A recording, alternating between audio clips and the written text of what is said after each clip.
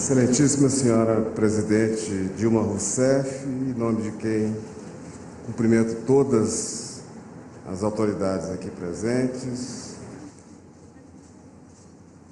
excelentíssimos senhores ministros do Supremo Tribunal Federal, as senhoras, meus senhores. O Brasil é um país em franca e constante evolução. Um olhar retrospectivo e generoso sobre o nosso pacto sociopolítico e sobre a nossa história como nação nas últimas 5 ou 6 décadas revelará, sem dúvida, a trajetória vitoriosa de um povo que soube desvencilhar-se da nada confortável posição de quase pária no concerto das nações livres. E essa posição, evidentemente, decorrente das graves iniquidades pelas quais éramos caracterizados. E passou a ingressar no seleto clube das nações respeitáveis, cujas instituições políticas podem, sem a menor sombra de dúvida, servir de modelo a diversos estados cuja institucionalidade ainda está em via de construção. Embora todos nós estejamos frequentemente prontos a exercer o nosso sagrado direito de crítica quanto ao funcionamento dessa ou daquela engrenagem estatal, que às vezes teima em expor as suas mazelas e as suas debilidades intrínsecas, hoje pode-se dizer que temos instituições sólidas, submetidas cada vez mais à observação e ao escrutínio atento da sociedade, de outras nações e da comunidade jurídica internacional, por que não dizê-lo?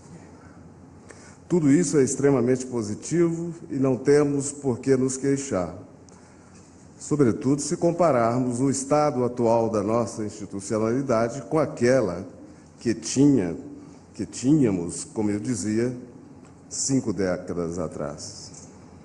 Mas não se pode falar em instituições sólidas sem o elemento humano que as impulsiona.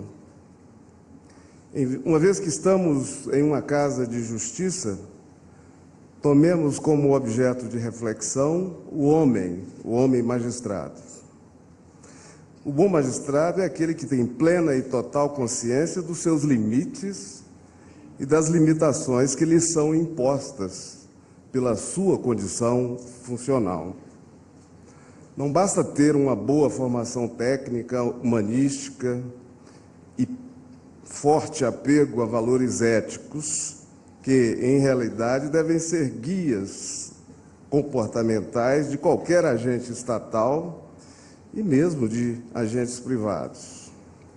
O juiz deve ter presente o caráter necessariamente laico da sua missão constitucional, da missão constitucional que lhe é confiada, e velar para que as suas convicções e crenças mais íntimas não contaminem a sua atividade, que é uma das mais relevantes para o convívio social, além de fator de fundamental importância para o bom funcionamento, por que não dizê-lo mais uma vez, de uma economia moderna e de uma sociedade dinâmica, inclusiva e aberta a toda e qualquer mudança que traga melhorias para a vida das pessoas.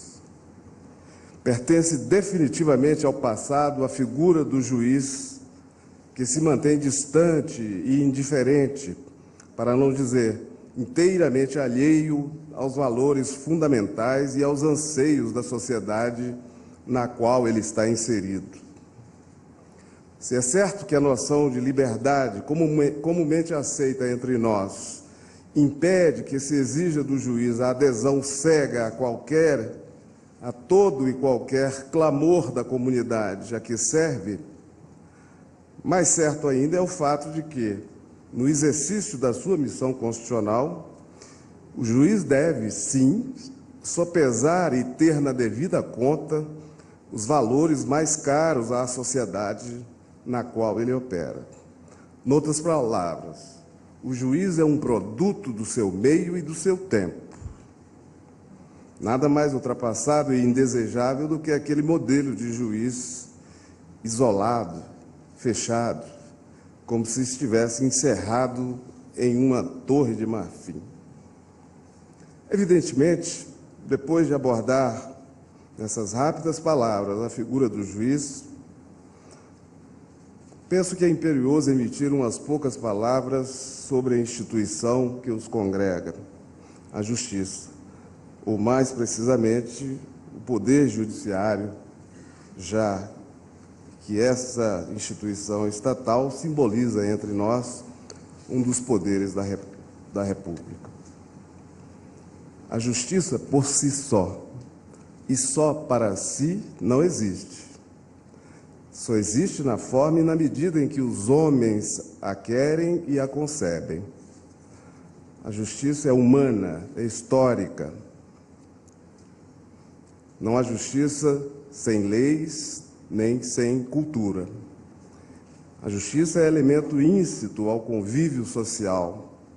Daí porque a noção de justiça é indissociável da noção de igualdade. Vale dizer, a igualdade material de direitos, sejam eles direitos juridicamente estabelecidos ou direitos moralmente exigidos.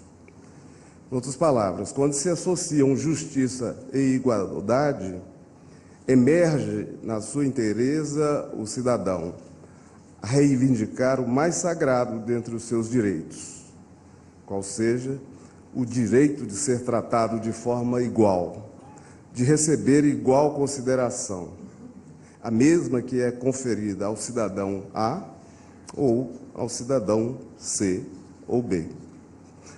Ao falar-se sobre o direito à igualdade, sobre o direito à igual consideração, é preciso ter a honestidade intelectual para reconhecer que há um grande déficit de justiça entre nós. Nem todos os brasileiros são tratados com igual consideração quando buscam o serviço público da justiça. Ao invés de se conferir ao que busca a restauração dos seus direitos, o mesmo tratamento, a mesma consideração que é dada a uns poucos, o que se vê aqui e acolá, não sempre, é claro, mas às vezes sim, é o tratamento privilegiado, o bypass, a preferência desprovida de qualquer fundamentação racional. Gastam-se bilhões de reais anualmente para que tenhamos um bom funcionamento da máquina judiciária. Porém, é importante que se diga, o judiciário que aspiramos a ter é um judiciário sem firulas, sem floreios, sem rapapés, pelo menos na minha concepção. O que buscamos é um judiciário célere, efetivo e justo. De nada valem as edificações suntuosas, os sofisticados sistemas de comunicação e informação, se naquilo que é essencial a justiça falha. Falha porque é prestada tardiamente e, não raro, porque presta um serviço que não é imediatamente fruível por aquele que o buscou. Necessitamos com urgência de um maior aprimoramento da prestação jurisdicional, especialmente no sentido de tornar efetivo o princípio constitucional da razoável duração do processo. Essa razoável duração do processo, se não observada estritamente e em todos os quadrantes do Judiciário Nacional, suscitará em breve o espantalho capaz de afugentar os investimentos produtivos de que tanto necessita a economia nacional. O gridlock econômico, resultante da ineficácia dos mecanismos de solução rápida dos conflitos de natureza econômica é o tipo de entrave que nós, pessoas portadoras de grande responsabilidade político-institucional, devemos a todo custo evitar. E, nesse ponto, a responsabilidade que recai sobre o Judiciário não é nada desprezível. E o que é a razoável duração do processo? Apenas para ser ilustrativo, permito-me dizer o que não é. Não são processos que se acumulam nos escaninhos das salas dos magistrados. Não é a pretensão de milhões que se arrastam por dezenas de anos. Não é a miríade de recursos de que se valem aqueles que não querem ver o deslinde da causa. Não são, em absoluto, os 4 graus de jurisdição que o nosso ordenamento jurídico permite. Justiça que falha, que não tem compromisso com a sua eficácia, é justiça que impacta direta e negativamente sobre a vida do cidadão. Por fim, eu gostaria de arrematar essa breve exposição com umas poucas palavras sobre um personagem chave para toda e qualquer tentativa que se queira implementar no nosso país na esfera do Poder Judiciário. Falo da figura do juiz. Essa figura tão esquecida às vezes, né?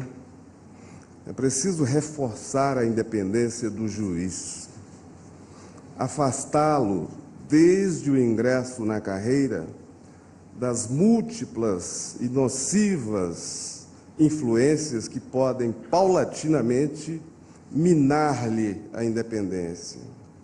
Essas más influências podem se manifestar tanto a partir da própria hierarquia interna a que o jovem juiz se vê submetido, quanto dos laços políticos de que ele pode, às vezes, tornar-se tributário na natural e humana busca por ascensão funcional e profissional. Nada justifica, a meu sentir, a pouco edificante busca de apoio para uma singela promoção do juiz do 1º ao 2º grau de jurisdição.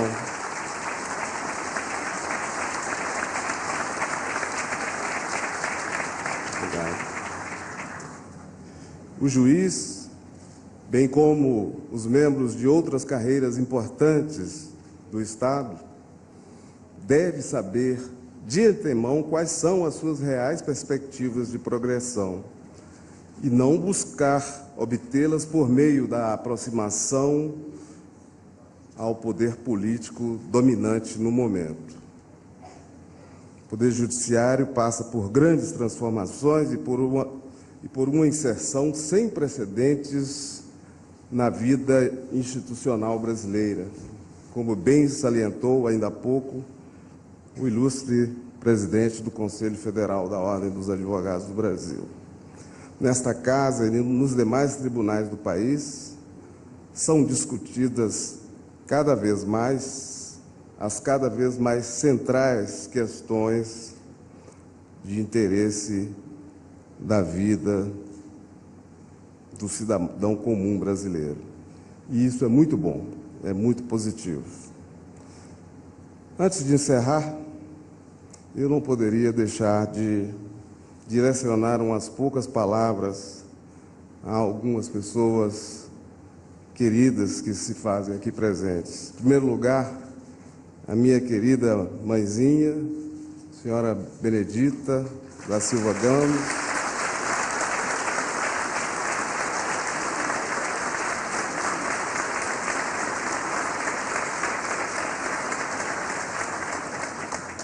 ao meu querido filho, Felipe Barbosa Gomes,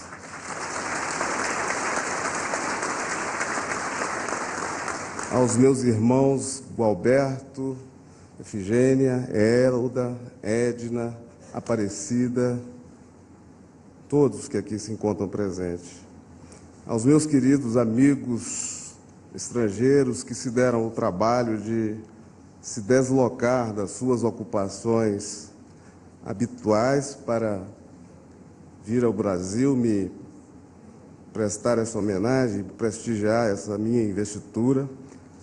Senhora Gulsen Selman, da França, senhor Tomás Passos Martins, também da França, senhor Nick Oberheiden, na Alemanha e dos Estados Unidos, meu amigo Robert Desmond, dos Estados Unidos, Alice Coles, também dos Estados Unidos, Miriam Oliveira, Ana Fultz, Ana Godani e vários outros. Muito obrigado a todos.